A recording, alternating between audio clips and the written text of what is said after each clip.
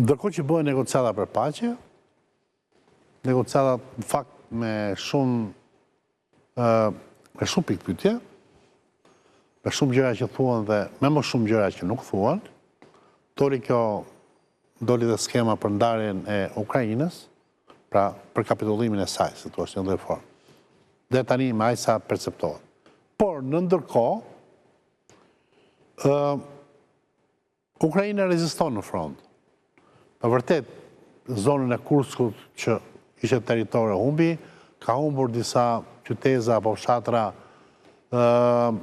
të cilat janë një përparim kilometrik shumë i përmbajtur i ushtrisë Federatës Ruse, që në kupton një rezistencë shumë të fortë të Ukrainës që vazhdon. Tani pyetja ime është, janë 3 pyetje në fakt, një po do ta bëj për gjithë panelin. Ore, furnizimi me armë amerikane e europiane vazhdon. Furnizimi me informacion nga sistemi Starlink i Elon Muskut vazhdon.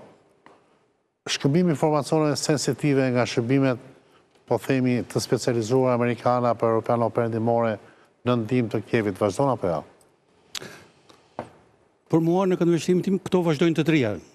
Dhe më thonë, edhe furnizimi me armë...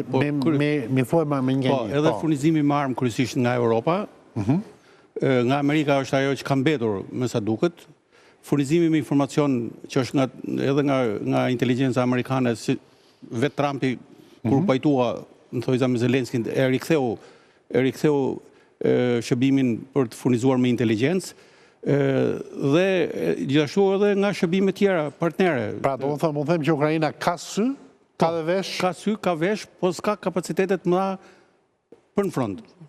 Për në front nuk mund t'i japit do të më shumë kapacitet sa ka vetë Ukraina. Nuk po zbythet nga në një ofensiv? Jo, në një përparim të madh nuk kanë ruset, por me sa duket kjo punë kështu do të vazhdoj, dhe prandaj ruset po përpiqen me çdo kush që me atë taktikën e vonesës ta shtyjnë sa më shumë një armëpushim në mënyrë që të paktën të arrijnë të kapin ato pjesë të pakapura të rajoneve të cilat ata i kanë bërë pjesë të Kushtetutës së Federatës Ruse. Java që kaloi Zhej ka pas zhvillime shumë interesante nëse do t'i shohim për herë të parë presidenti Trump bëri fajtor edhe Putinin për luftën. Pra, ka qenë dita Han, ka qenë një takim me presidenti El Salvadorit dhe presidenti Putin, ndërmjet tjera, ne bëri një deklaratë 3 fajtorët. Aty normalisht fajtori kryesor do dilte Biden si gjithmonë, po fajtori ishte Putini që sulmoi dhe Zelenski që u mbrojt. U shprehimisht kështu, domethënë Zelenski duhet ta dinte që me ka të bëj, pra ideja ishte që duhet kishte kapitulluar. Pas kësaj... Por në gjithë gjë, amam i mbati kraun Putinit Trumpin në rastin e sulmit që u bëna. Po, ai e tha atë që ishte një gabim. Domethënë, të qush gabim atë është shumë, domethënë të bësh një minimizim. Dhe e dyta ishte që për herë të parë gjykoi Europa përfshihet në tavolinën e bisedimeve. Pra, takimi i Parisit tregoi që Shtetet Bashkuara të Amerikës nuk mund të bëjnë paqe dhe nuk mund të ketë paqe në Ukrainë pa prezencën e Europës.